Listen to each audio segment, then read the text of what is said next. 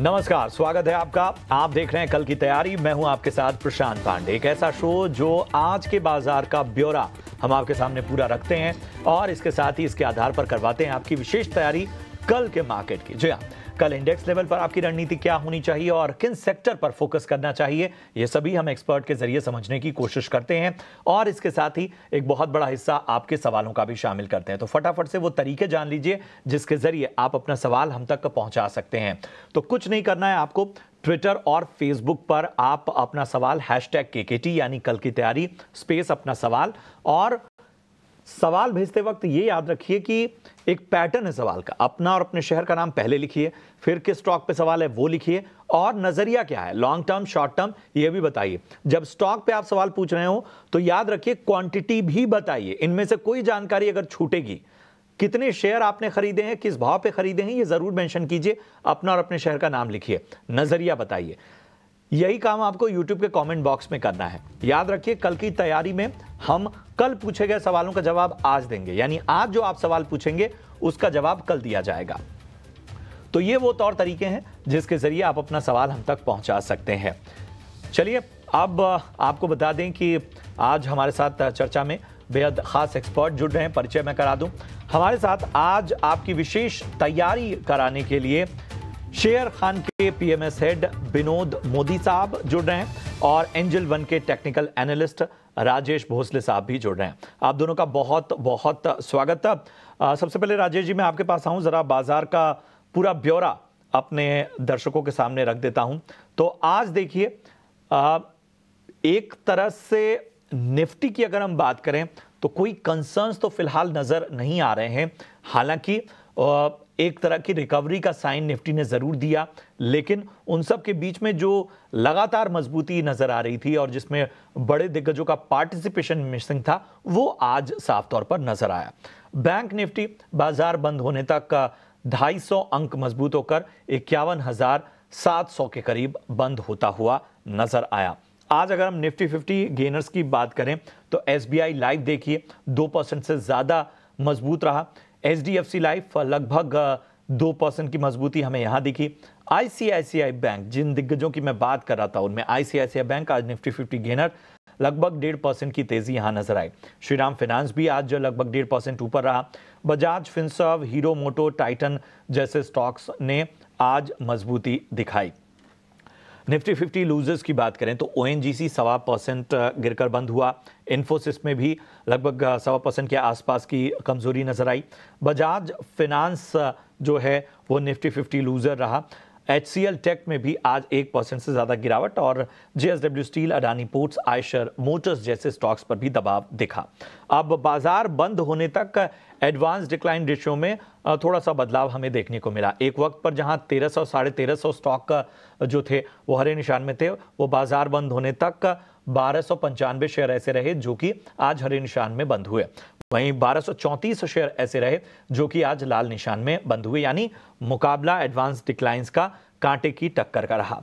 तो ये था बाजार का पूरा ब्यौरा। चलिए राजेश जी, मैं आपके पास आऊंगा। सबसे पहले 13 दिनों की तेजी, निफ्टी सपाट बंद हुआ, कोई खास कंसर्न्स नहीं है। हालांकि दिग्गजों का पार्टिसिपेशन बढ़ा है, लेकिन वो उस तरह का नहीं है। खासतौर पे HDFC बैंक का, बैंक निफ्टी में 250 अंकों की तेजी बाजार बंद होने तक जो आई, वो थोड़ा एक बेहतर साइन देती नजर आया। ICICI बैंक और HDFC सपोर्ट, लेकिन अभी फिर भी मैं कहूंगा HDFC से जो सपोर्ट है उसे शायद अभी और बड़े पार्टिसिपेशन की उम्मीद है। पिछले दिनों जिस तरह से हमने देखा मूड और माहौल, बताइए यहां से अब कल जब बाजार खुलेंगे तो इंडेक्स में किन किन लेवल्स पर नजर रखनी चाहिए? नमस्कार Prashant ji. Yes, definitely Nifty continuously ऊपर जा रहा है और लास्ट 13 दिन से एक विनिंग स्ट्रीक बनाई है निफ्टी ने। बट अगर हम ये गेन्स अगर देखें तो गेन्स काफी छोटे छोटे हो रहे हैं, 50, 25, और आज तो जस्ट एक 1 पॉइंट के गेन से क्लोज किया है। तो कहीं ना कहीं थोड़ा सा मार्केट में संभल के ट्रेड करना होगा। जो की लेवल होगा निफ्टी के लिए कल के सत्र में वो होगा अराउंड 25,200 के आसपास। अगर उसके नीचे अगर थोड़ा सा मार्केट स्लिप होता है तो एक करेक्शन आ सकता है टुवर्ड्स 25,000 के आसपास। बट ओवरऑल अभी भी अगर ट्रेंड देखे तो पॉजिटिव है। ये जो डिप आता है अगर 25,200 के नीचे 25,000 तक, वो भी एक बाइंग अपॉर्चुनिटी रहेगी। ऊपरी स्तर पे अगर देखे तो 25,400, 25,500 एक रेजिस्टेंस है। मार्केट ओवरऑल एक सेक्टर रोटेशन थीमेटिक मूव्स पे चल रहा है, और आज हमने देखा कि बैंक निफ्टी फिन निफ्टी में काफी अच्छा मोमेंटम देखने को मिला है। तो कहीं ना कहीं निफ्टी में थोड़ा सा कंसोलिडेशन या करेक्शन आ सकता है, बट बैंक निफ्टी यहाँ से एक अच्छा अप मूव दे सकता है। तो सेक्टर वाइज थीमेटिक मूव पे पार्टिसिपेट करना चाहिए। बिल्कुल। चलिए अब सेक्टर पर भी एक राय ले लेते हैं। विनोद जी, मैं आपके पास आना चाहूंगा। स्वागत है आपका। हमें बताइए अब किन सेक्टर को फोकस करना चाहिए इस बाजार को भांपते हुए? प्रशांत जी, मुझे याद है अभी 2 वीक पहले आपने यही क्वेश्चन मुझे पूछा था। जब मैं आया था मैंने बताया था it looks to be very good here on because of the thing कि अभी रेट कट की बातें बहुत जोरों से चलने लग रही है और सितंबर में पॉसिबिलिटी काफी ज्यादा है कि फेड रेट कट करे। मुझे लगता है कि वो चीज अभी भी थोड़ा कंटिन्यू रहेगा 18 तारीख तक। मुझे लगता है कि आईटी में और भी मुझे लगता है मोमेंटम थोड़ा बहुत आपको पॉजिटिव वे में दिखेगा, जो थोड़ा सा आज नरमी दिखाई दी। बट मुझे लगता है कि ये यहाँ से भी नेक्स्ट 10 से 15 दिन आईटी में मुझे लगता है थोड़ा बहुत पॉसिबिलिटी है कि अच्छी करेगी IT stocks. At the same time चूंकि अब यहाँ से फेस्टिव सीजन चालू हो रहा है, तो मुझे लगता है कि अब जो फेस्टिव ड्रिवन डिमांड और फेस्टिवल्स वाले जो सेक्टर है, खासकर two wheelers beat other consumer sector, वहां पे भी मुझे लगता है थोड़ा बहुत फोकस होगा बाजार का। एट द सेम टाइम मुझे लगता है ये सीमेंट स्पेस है जो अभी काफी कुछ महीनों से अंडर परफॉर्म किया। मुझे लगता है यहाँ से दिखने चाहिए पॉजिटिव वे में, क्योंकि ये जो महीने होती है पोस्ट मानसून, वहां पे हम हिस्टोरिकली ट्रेंड देखे हैं कि सीमेंट प्राइसेस में कुछ ना कुछ इजाफा आता है और जिसका पूर्ण I mean positive impact cement stocks में आते हैं। तो मुझे लगता है ये सब सेक्टर्स है जो अभी यहाँ से आने वाले दिनों में और हफ्तों में मुझे लगता है ट्रैक्शन में होगा। ठीक है, तो ये हमने एक विस्तृत नजरिया आपको बाजार पर एक तकनीकी व्यू और सेक्टर पर एक आपको विस्तृत व्यू दिया। चलिए अब आपके सवालों को फटाफट से शामिल करते हैं। पहला सवाल हमारे पास जो है वो अंकुर कुशवाहा का है। माफ कीजिएगा, विजेंद्र कुमार का सवाल है और अडानी टोटल गैस पे राय जानना चाहते हैं विजेंद्र। और इन्होंने 1083 के लेवल पे एंट्री की हुई है, 38 शेयर हैं और इनके भाव से काफ़ी नीचे है ये शेयर। बताएं विनोद जी आप ही कि अडानी टोटल गैस क्या करना चाहिए। मुझे लगता है लॉन्ग टर्म नज़रिए से यहाँ पर एक रणनीति बतानी होगी। जी हाँ, टोटल गैस आई मीन एक ऐसी कंपनी है जिस हिसाब से आई मीन अब देखिए रैली आई है लास्ट 2 से 3 सालों में, बहुत ही आई मीन मुझे लगता है बहुत ही सिग्निफिकेंट रैली है। अगर मैं इसका बुक वैल्यू अभी देखूं तो बुक वैल्यू हार्डली 32 से 35 रुपए का बुक वैल्यू है, जहां से स्टॉक प्राइस लगभग 850 रुपया का ऊपर में। तो आप यू कैन अंडरस्टैंड कि प्राइस टू बुक वैल्यू कितना एक्सपेंसिव है, राइट। तो मुझे लगता है कि ये स्टॉक है डेफिनेटली ये सेक्टर में ये चीज ये काफी सर्टेन है कि ट्रैक्शन काफी ज्यादा है, खासकर रिन्यूएबल सेगमेंट और में। तो मुझे लगता है अर्निंग्स पॉइंट ऑफ व्यू से स्टॉक की कंपनीज की अर्निंग्स ठीक ठाक ही होगी आने वाले 5 6 7 सालों में। But at the same time अगर प्राइस टू बुक वैल्यू में देखें जो ऑलमोस्ट मुझे लगता है अभी के हिसाब से लगभग 30 या 39 टाइम्स दिखता है, तो मुझे लगता है बहुत ज्यादा एक्सपेंसिव है। और मैं लॉन्ग टर्म के लिए मुझे लगता है कि यहाँ से स्टॉक ऑलरेडी 5 से 7 साल 8 साल का अर्निंग फैक्टर इन कर चुका है। तो हमारा व्यू स्टॉक्स में काफी ज्यादा पॉजिटिव है, जो नहीं देगा। ये है राय आपके स्टॉक पे। मयूरेश हैं मुंबई से, इन्होंने अपना सवाल यूट्यूब पर हम तक पहुंचाया है।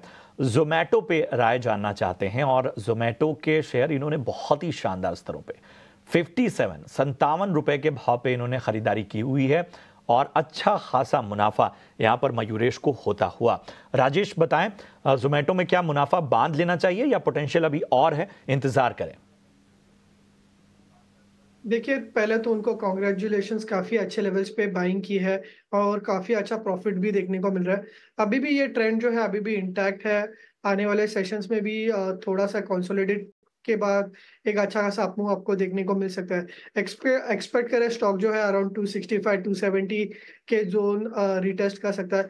अभी फिलहाल रिसेंटली एक बुलिश गैप हुआ था, तो वहां पे ये स्टॉक जो है सपोर्ट ले रहा है, जहाँ पे 89 ईएमए भी है। तो फिलहाल के लिए जो है इसका एक 230 के आसपास एक काफी अच्छा सपोर्ट है, बट वहां से भी वापस बाइंग आते हुए देख सकते हो। तो डेफिनेटली होल्ड रखिए, 265 270 नियर टर्म में एक्सपेक्ट कर सकते हैं करने की सलाह। आगे और बड़े लक्ष्य आपको हासिल हो सकते हैं। अंकुर कुशवाहा हमारे अगले दर्शक हैं जिन्होंने यूट्यूब पर सवाल पूछा है और इनके दो सवाल हैं। विनोद जी, मैं आपके पास आना चाहूंगा और दो सवाल हैं, थोड़ा संक्षेप में फटाफट से इनको राय दीजिएगा। IRCTC इन्होंने 855 के स्तर पे इन्होंने खरीदारी की हुई है। IRCTC में इनके भाव से ऊपर है। आमतौर पे ज्यादातर लोग IRCTC में ऊपरी स्तरों पर फंसे हुए हैं। रेल टेल जो है इन्होंने 390 के भाव पे खरीदा हुआ है। तो IRCTC और रेल टेल एक साल का नजरिए अगर हम देखें, एक साल का नजरिया वो चाहते हैं, क्या आपकी राय होगी? जहां तक IRCTC की सवाल है, आई मीन डेफिनेटली बहुत अच्छी कंपनी है, इसमें किसी प्रकार की दुविधा नहीं होनी चाहिए। जिस हिसाब से कंपनी का ये जो आई मीन रेल नीर सेगमेंट है वो ट्रैक्शन ओवरऑल लिया है, मुझे लगता है उसकी वजह से अर्निंग्स में कंसिस्टेंट दिखेगा। At the same time company जो हॉस्पिटैलिटी सेगमेंट में टारगेट कर रही है वो भी काफी अर्निंग्स को सपोर्ट करेगा आने वाले समय में। ये सब चीज काफी पॉजिटिव वे में कंपनी में उभर करके आ रहा है। But at the same time जो कंपनी को जो बिग है, आई मीन PSU कंपनी जो प्रीमियम मिलता है, मुझे लगता है वो कहीं ना कहीं थोड़ा सा अनजस्टिफाइड है। Even it's at the end of the PSU stock. तो मुझे लगता है कि अगर stock at the same time मैंने बताया कि जो अर्निंग्स क्वालिटी है और जो अर्निंग्स ग्रोथ की जो स्टोरी है, मुझे लगता है अभी भी इंटैक्ट है। बट यस, वैल्यूएशन में हमारा ज्यादा कंफर्ट नहीं है। तो स्टॉक अपने हिसाब से करें, हमारा व्यू है जो अपना ये कंपनी में काफी न्यूट्रल है। RailTel definitely it's a new story coming up from the I mean from being a PSU side as well। RailTel एक ऐसी कंपनी है जहां बेसिकली टेक्नोलॉजी रिलेटेड थिंग जो उभर के आ रही है, मुझे लगता है रेलटेल आप एक as of now you can hold it. ठीक है, तो दोनों ही स्टॉक पर आपको राय मिलती हुई। चलिए बढ़ते हैं आगे। श्याम दास का सवाल लेते हैं। जेके टायर पे राय जानना चाहते हैं और अपोलो टायर्स, दोनों ही टायर स्टॉक इन्होंने परचेज किए हुए हैं। 456 के भाव पे जेके टायर में एंट्री की हुई है जहां पर इनको नुकसान हो रहा है। अपोलो टायर्स की बात करें तो यहां पर इन्होंने 566 के लेवल पे एंट्री की हुई है और यहां पर भी कमोबेश एक जैसा ही नुकसान दोनों ही स्टॉक में नजर आ रहा है। जेके tyre, Apollo tyres, Rajesh ji क्या राय होगी? देखिए, अपोलो टायर्स की अगर पहले बात करें तो एक अच्छे सपोर्ट पे है। 200 DMA पे एक कहीं ना कहीं बेस बनते हुए दिख रहा है एंड एक्सपेक्ट कर सकते हैं कि यहाँ से एक शॉर्ट टर्म में मोमेंटम जो है पिकअप कर सकता है अपोलो टायर। तो एक्सपेक्ट करें वापस जो उनका बाइंग प्राइस है टुवर्ड्स 535 एक्सपेक्ट कर सकते हैं अपोलो टायर्स में। अपोलो टायर्स पॉजिटिव है यहाँ पे। बट अगर जेके टायर्स के बारे में बात करें तो कहीं ना कहीं एक अंडर परफॉर्म कर रहा है और वॉल्यूम्स भी जो है कहीं ना कहीं ड्रॉप डाउन हो रहे हैं। तो सलाह यही होगी कि कोई भी बाउंस मिलता है 418 या 420 के आसपास तो वहां पे एग्जिट करना चाहिए। जो अपोलो टायर्स है वो काफी पॉजिटिव है, यहाँ से अच्छा मूव दिखा सकता है। बट जेके टायर्स से फिलहाल थोड़ा सा बाउंस पे एग्जिट कीजिए। तो दोनों ही स्टॉक में अलग अलग रणनीति। जेके टायर में बाउंस पे आपको एग्जिट करने की सलाह, अपोलो टायर पे पॉजिटिव नजरिया। चलिए, नमन देवड़ा ने अपना सवाल ट्विटर पर हम तक पहुंचाया है और अशोक लेलैंड पर राय जानना चाहते हैं। उनका सवाल है कि क्या करंट लेवल्स पे अशोक लेलैंड में, नहीं, अशोक लेलैंड पर नमन देवड़ा का सवाल है, करंट लेवल पे अशोक लेलैंड में एंट्री करना सही रहेगा और या किसी और डिप्स का इंतजार करना चाहिए? हालांकि उन्होंने रेंज भी बताई है कि क्या 150-180 के लेवल तक आने की उम्मीद है जहां पर डिप्स में एंट्री की जा सकती है। 3 से 5 साल का इनका नजरिया है। बताएं विनोद जी, अशोक लेलैंड पे आपकी क्या राय होगी?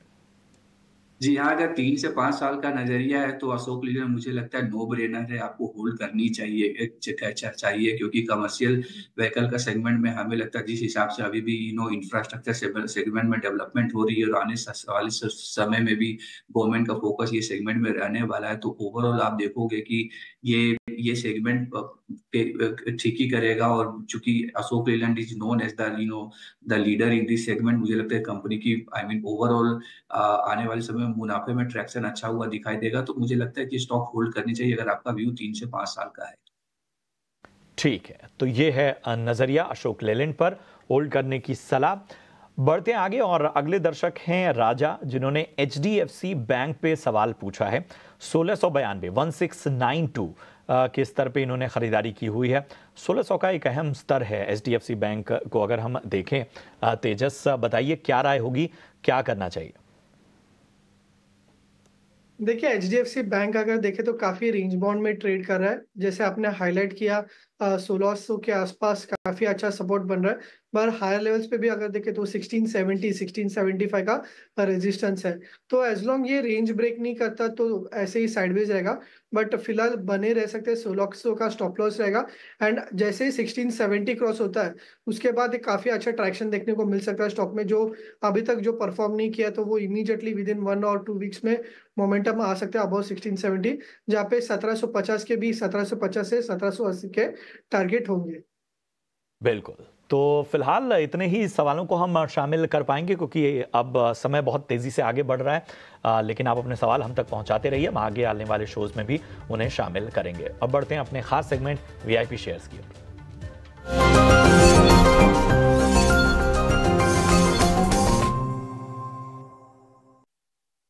मेरे पास समय बहुत कम है, इसलिए बहुत संक्षेप में बताइए कि आज कौन कौन से स्टॉक हैं, लेवल्स फटाफट से। तो जो मेरा पहला रिकमेंडेशन है वो है बैंकिंग स्टॉक से। आईसीआईसीआई बैंक पे हम रेकमेंड करेंगे बाय।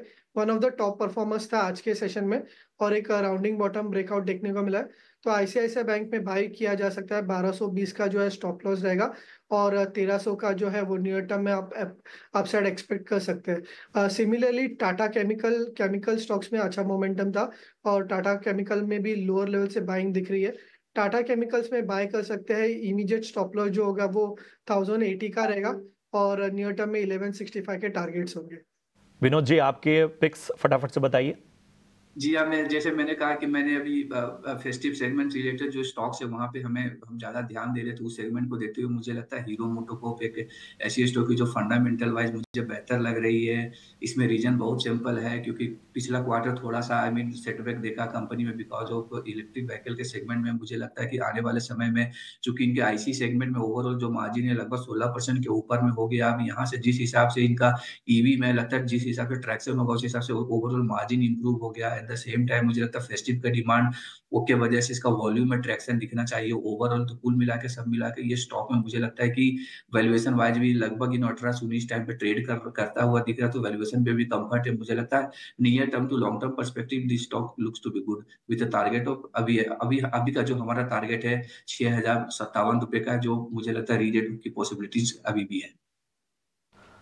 तो चलिए, ये है वीआईपी पिक हमारे दोनों एक्सपर्ट की ओर से आती हुई। जाने से पहले डिस्क्लोजर ले लेते हैं। राजेश जी, अपना डिस्क्लोजर देते जाएं। देखिए, जो आज हमने जो स्टॉक्स डिस्कस किए उनमें तो मेरा कोई निजी निवेश नहीं है, बट मे बी हमारे क्लाइंट्स के साथ हमने डिस्कस किए हो सकते हैं। अपना डिस्क्लोजर दें। जी हाँ, जितने भी स्टॉक हमने डिस्कस किए वो मेरे खुद के पोर्टफोलियो में नहीं है, बट डेफिनेटली ये हमारे क्लाइंट्स के पोर्टफोलियो में हो सकते हैं। शुक्रिया करेंगे आप दोनों का इस चर्चा में जुड़ने के लिए और निवेशकों का मार्गदर्शन करने के लिए। फिलहाल कल की तैयारी में मुझे और मेरी पूरी टीम को दीजिए इजाजत। आप देखते रहिए ईटी नाउ स्वदेश। नमस्कार।